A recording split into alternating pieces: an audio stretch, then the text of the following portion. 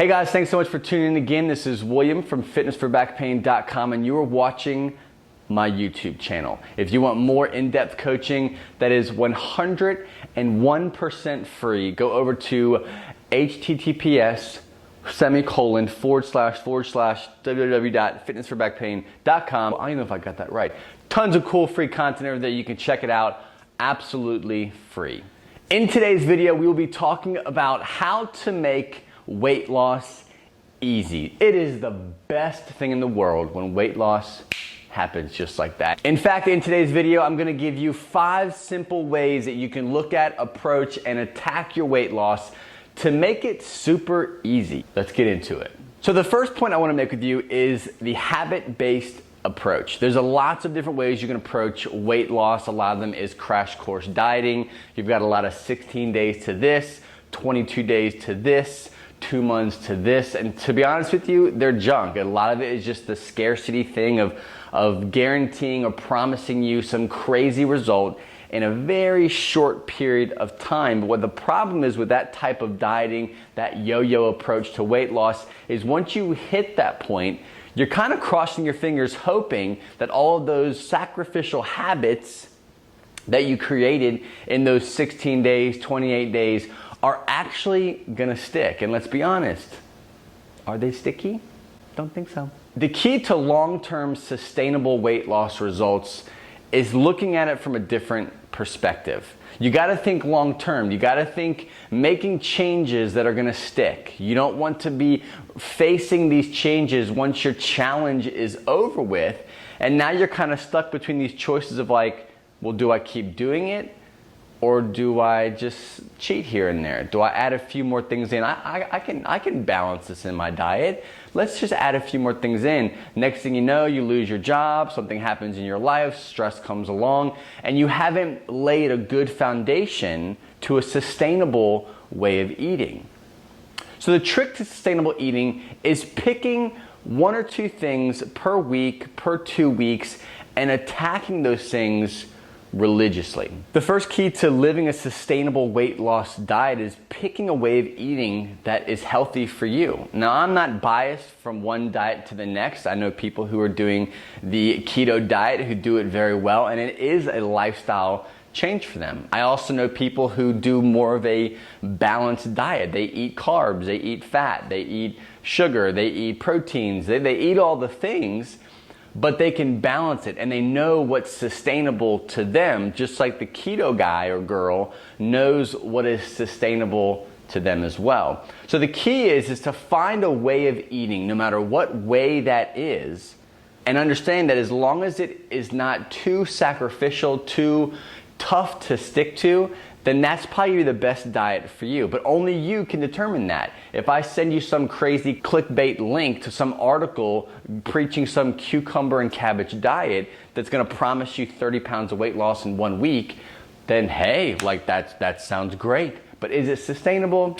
Absolutely not. So the next trick to a sustainable diet is picking that 1 or 2 thing that you want to focus on for the next week to 2 weeks, whatever length of time you need to make it stick. A good example of this is snacking. If you are a snacker, whether it be a stressful snacker, a bored snacker, you work from home, so you're kind of getting up constantly, just breaking up your day because you don't smoke cigarettes or something like that to take a break, and you find food to kind of meet that void that you're experiencing in that moment of time. When it comes to condiments, you're talking salad dressings, ketchups, ranches, things that you dip your foods in to give them more flavor. You have to watch out for that stuff because in the long run, too much of that, especially if you have a habit of consuming various condiments throughout your meals, throughout the day, throughout the week, those calories are gonna add up and actually slow, if not stall, your results when it comes to weight loss. The third point I wanna make on this first point of sustainable eating is you have to know where you're at right now. A lot of people just kind of start changing things. They start changing,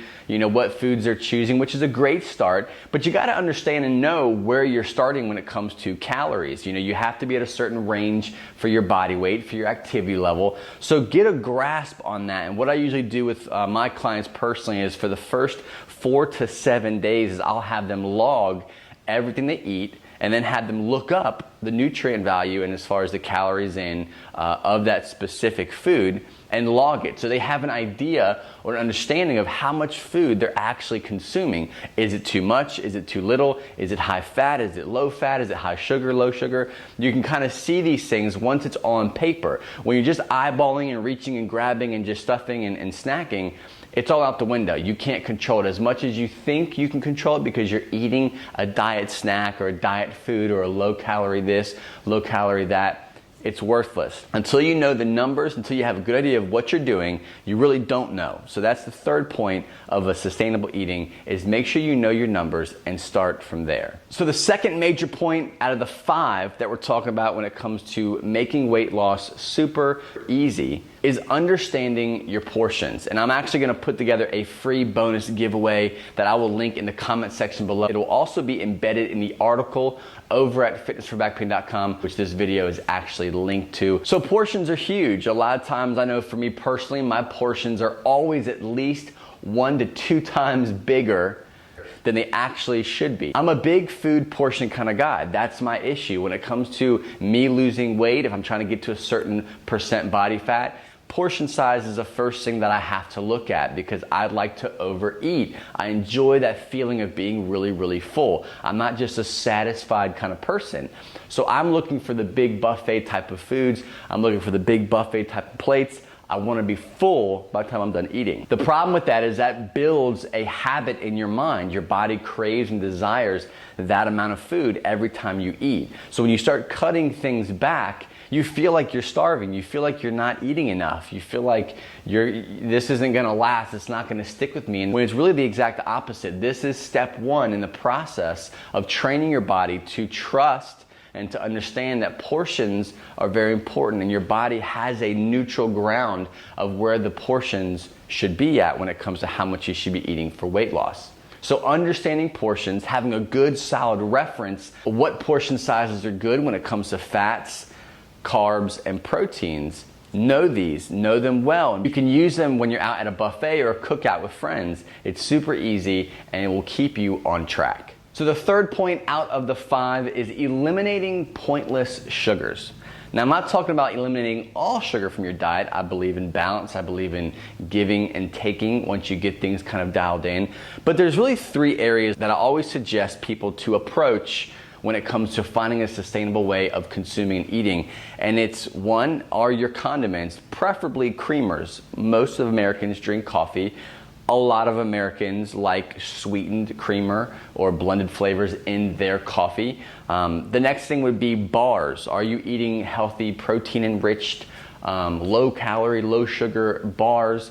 The third one would be fruit. If you're consuming a lot of these things, these are very easy, simple changes that you can make to your diet by switching from eating those convenient foods to foods that will actually keep you full and satisfy your hunger. A lot of times these sugars, whether they're artificial or regular sugar, they're not satisfying. But when it comes to the fruit sugars, learn to control them. If you are a fruit snacker where you're just constantly eating fruit throughout the day, cut back to 1 or 2 at most servings a day. That will keep your blood sugar levels under control and allow the other high calorie foods such as fats and proteins to be able to fill that void of hunger. So the 4th major point, what you're looking for is muscle density. The more muscle growth that you have, and I'm not talking about big bulk type of muscle growth, but just lifting weights, weight training, using weights to develop muscle density, strength in the body is going to put you on a plus side when it comes to how your body processes food and essentially loses weight in the long run.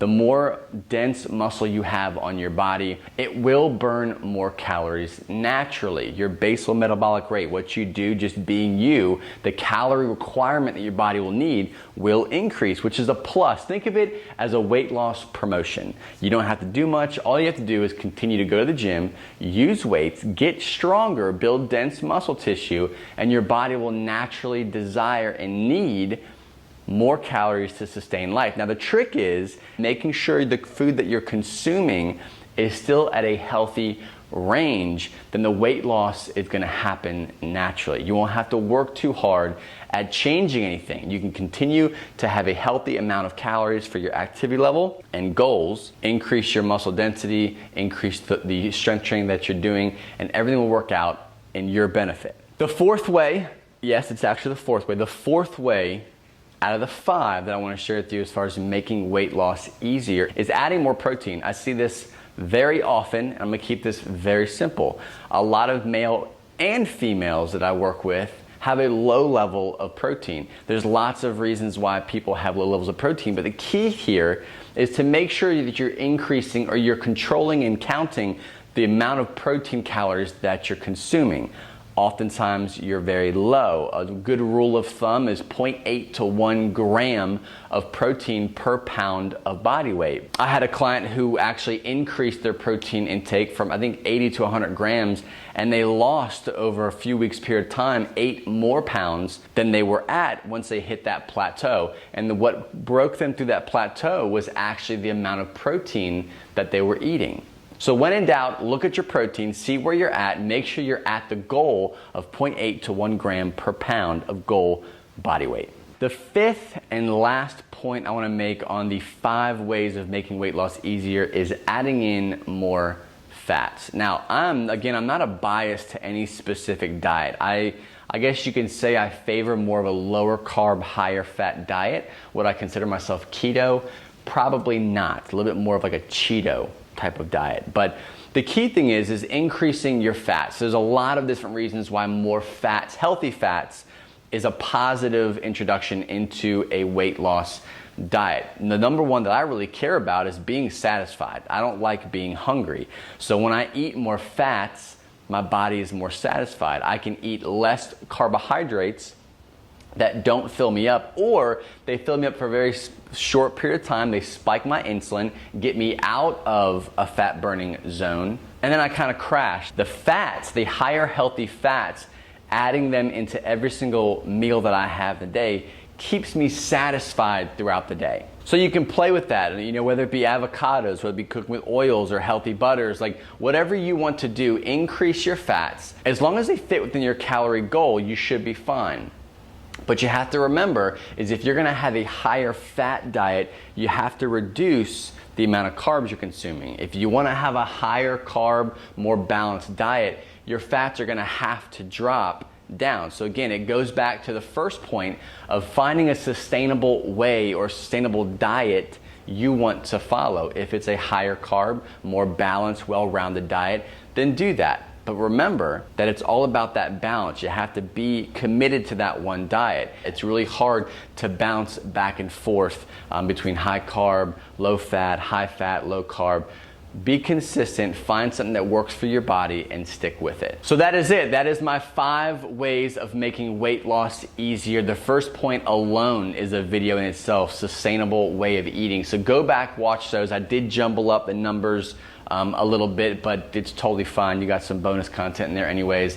Again, if this is your first time here, make sure you subscribe to the channel. Lots of new content coming out down the pipe. And if you want to see more of me, more of the coaching content that I have, head on over to the website, fitnessforbackpain.com, and you can get all that stuff there. See ya.